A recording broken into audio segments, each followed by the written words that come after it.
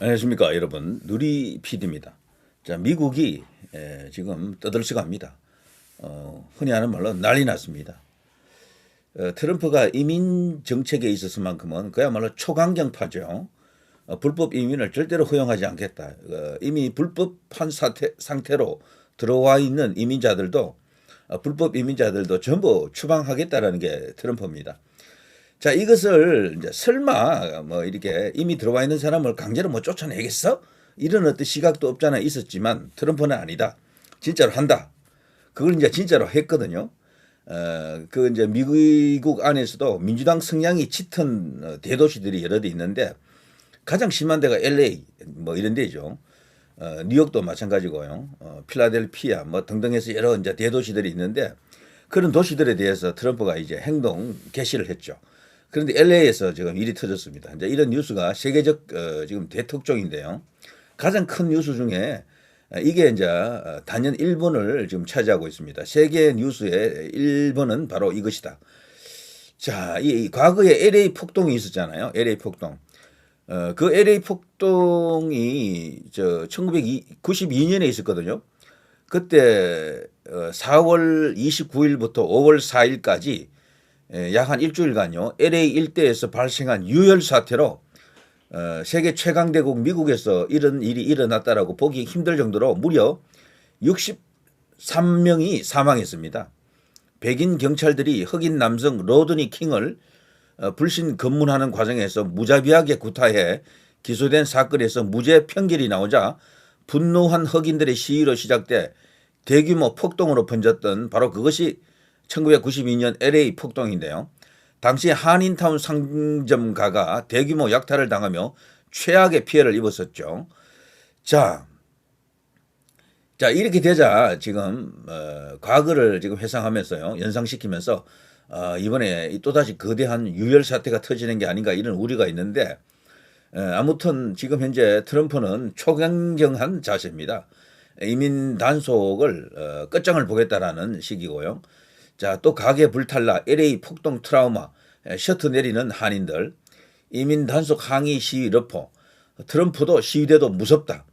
자, 이 내용을 좀 알기 위해서는 이걸 좀 보면 되는데요. 이번 사태는 지난 6일부터 LA 일대에서 미국 이민 세관 단속국 요원들이 히스패닉 중남미계를 말합니다. 히스패닉 일용직 노동자들이 많이 일하는 대형 마트와 의류 매장, 식당 등을 급습해 대대적 불법 이주자 체포에 나서면서 촉발됐습니다.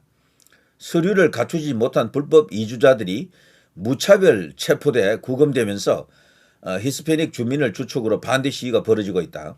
시위가 고속도로 점거, 이제 이런 게 이제 문제죠.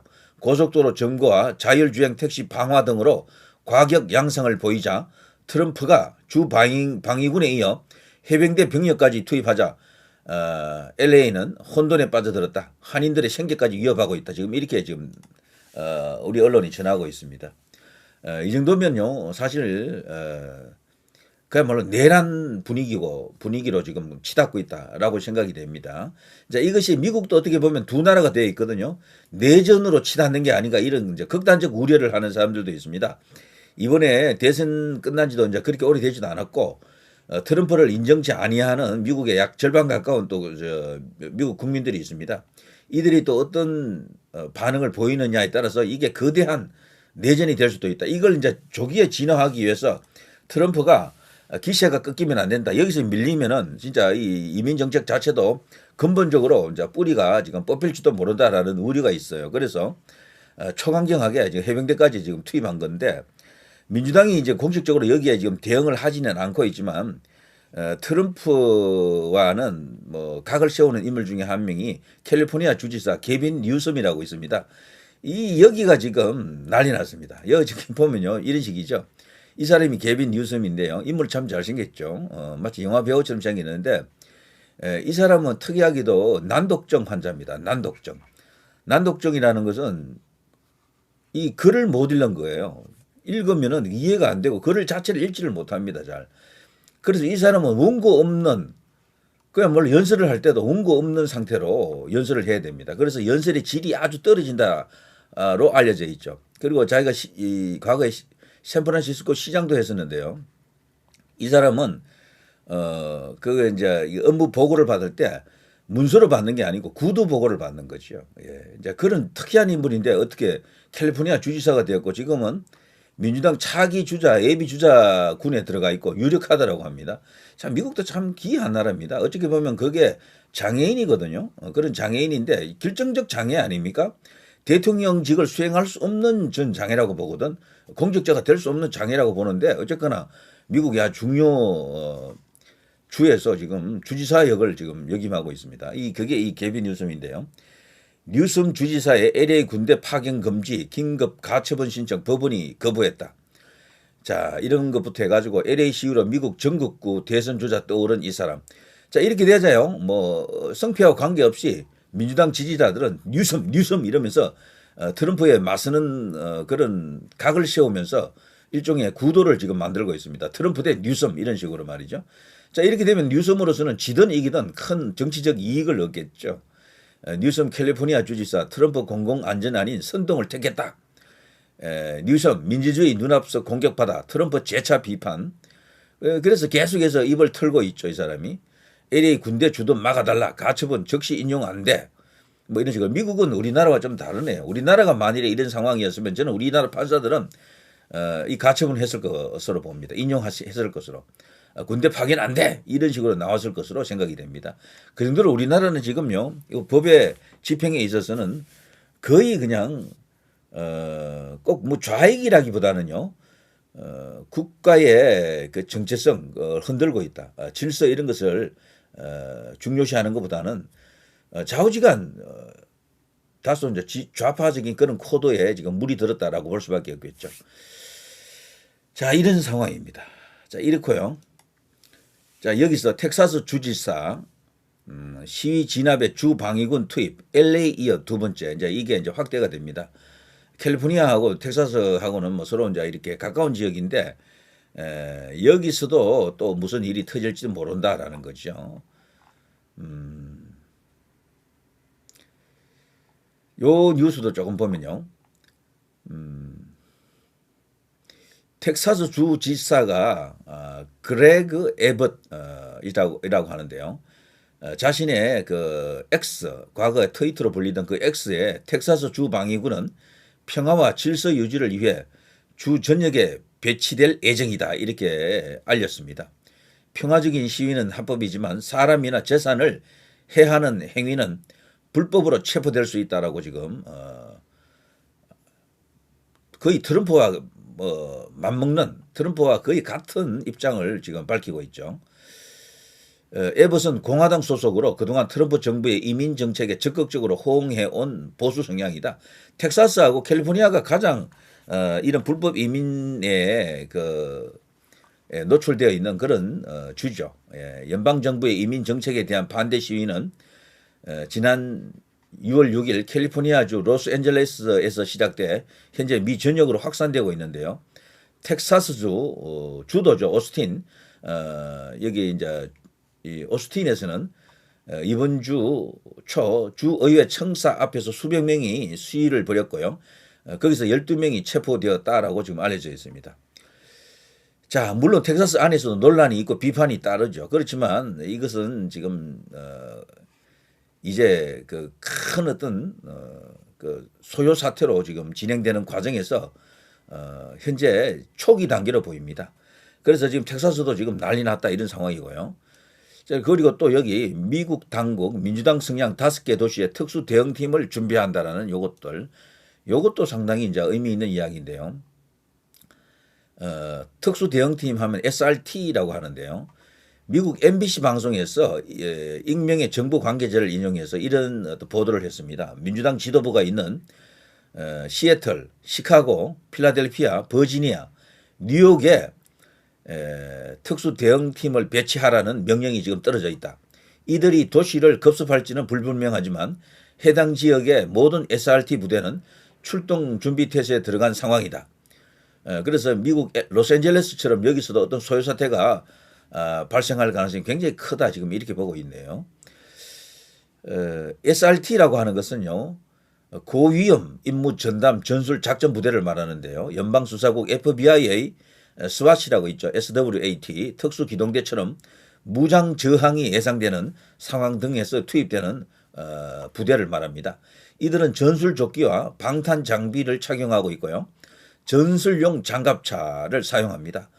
자, MBC 방송에서는 이 팀은 성폭행 의혹 등을 받은 션 디디 콤스 자택 급습 당시에도 투입됐다라고 하면서 션 디디 콤스 자택 급습 당시에도 투입됐다. 이것은 잘 알려져 있지 않지만 미국에서는 굉장히 떠들썩 했던 이슈죠. 션 디디 콤스, 숀 콤스라 그러죠. 보통 숀 콤스. 미국의 래퍼입니다. 래퍼. 자, 이런 일이 있었고요. 그때도 투입이 됐다라고 하고요. 이번 시위가 시작된 원인 중 하나로 여겨진다라고 하네요. 그리고요.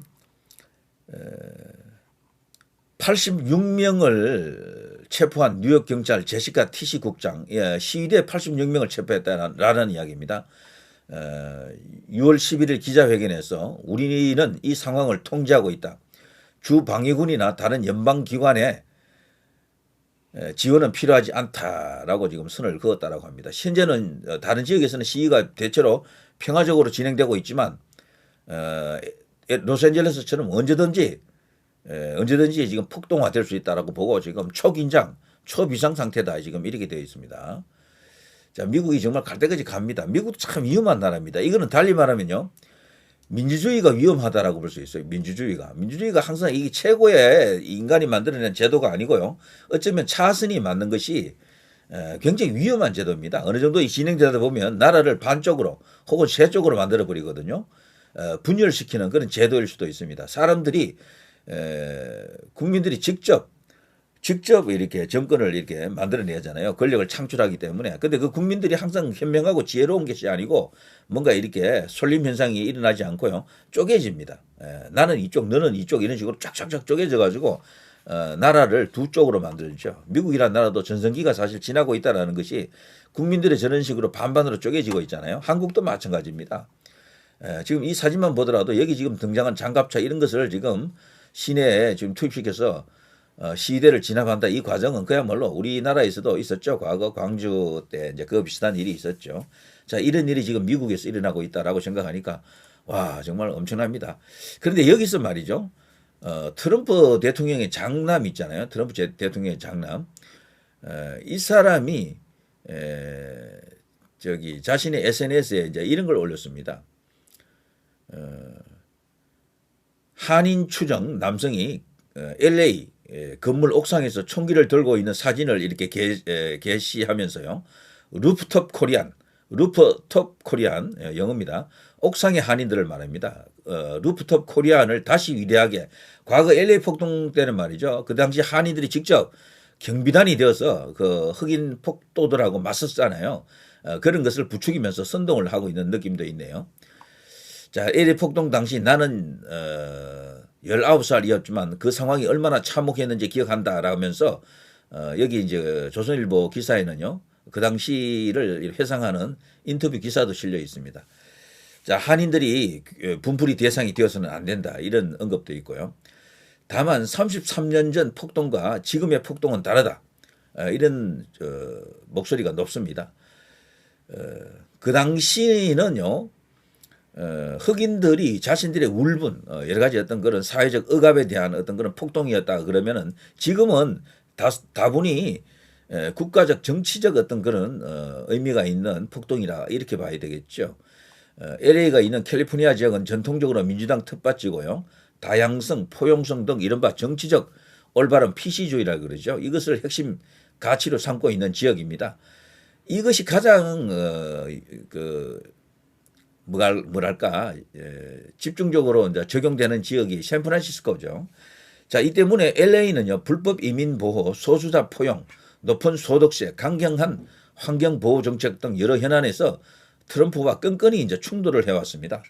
자, LA 한인회는 현재 말이죠, LA 한국 총영사관 및 주요 한인 협회장들이 참석한 가운데 캐런 베스 LA 시장과 화상 회의를 갖고 한인 밀집 지역에 대한 보호와 경제 손실 복구 방안 등을 논의 중에 있다라고 합니다.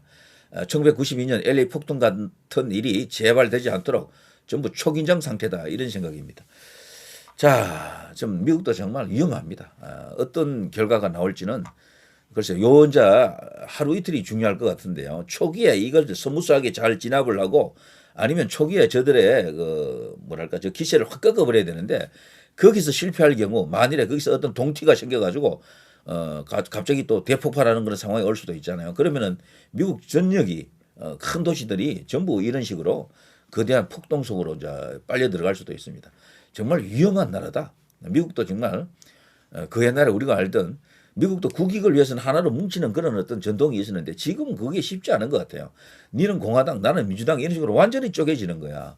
우리나라도 역시 마찬가지고요. 때문에 민주주의의 이 허점을 결함을 보완할 수 있는 뭐가 있어야 된다. 그리고 민주주의가 어느 정도 심화 발전하다 보면요. 그리고 요즘은 미디어가 너무도 발전해 있잖아요.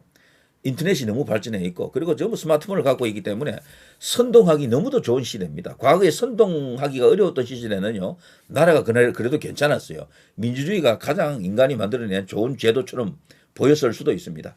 그런데 지금은 이거 왜곡, 조작, 선동, 날조 이런 것을 가짜 뉴스를 마구 퍼나를 수 있는 마구 이렇게 퍼뜨릴 수 있는 그런 환경이 되다 보니까 민주주의가 그냥 심대한 위기에 지금 봉착해 있는 거죠. 그리고 지금 이런 LA 폭동을 비롯해서 지금 미국에서 일어나고 있는 이런 사태도 그 연장선에서 선동이 가능하기 때문에 저런 게 일어나는 겁니다. 누군가 계속해서 지금 선동을 하는 겁니다. 그래서 서로가 서로를 손가락질하면서 네가 선동한다 지금 이러고 있는 거죠. 이제 트럼프는 그래서 지금 달리 답도 없는 거죠. 그래서 어쨌거나 초강경한 어떤 자세로 저것을 조기에 진압하려고 하는 건데 진압이 과연 될까요? 뭐 되겠죠. 제가 아는 한요 미국 그 LA에 우리 한국 교민들이 약 60만 명 정도 살고 있잖아요. 정말 거대한 그 커뮤니티인데 거기가요. 우리가 보통 알기로는 교포들은 다 애국자다 이렇게 생각하잖아요. 거기서 우리나라 대한민국의 정치 성향에 대해서 이 이제 보수 쪽이다 아니면 저쪽 민주당 쪽이다 이렇게 나눠보면요. 전에 저 LA 그쪽에서 주요 보직을 맡고 있는 분이 그러더라고 저한테 갈수록 이 민주당 쪽이 많아진대요. 거의 한 7대3 정도 이렇게 이야기하더라고. 그게 놀라운 일이죠. 그래서 나가면 다들 애국자가 되는 것은 맞는데 정치 성향은 이쪽 우파 쪽이 아니다라는 거죠. 미국 내에도 한인들 중에는 민주당 쪽이 훨씬 많다라고 하더라고요. 거기도 호남 향후회가 지역별 향후회로서는 제일 세다 그러고 있고요. 이런 게 지금 우리나라도 정치적으로 크게 위험한 어떤 상황을 예고하는 것이다. 알려주고 있는 것이다. 실제 이제 그런 것이 현실 정치에도 많이 나타나는 것 같고요. 자, 아무튼 미국 이 LA 폭동이 조기에 이제 진정되고 수습되기를 바랍니다. 자, 누리 PD 김준이었습니다.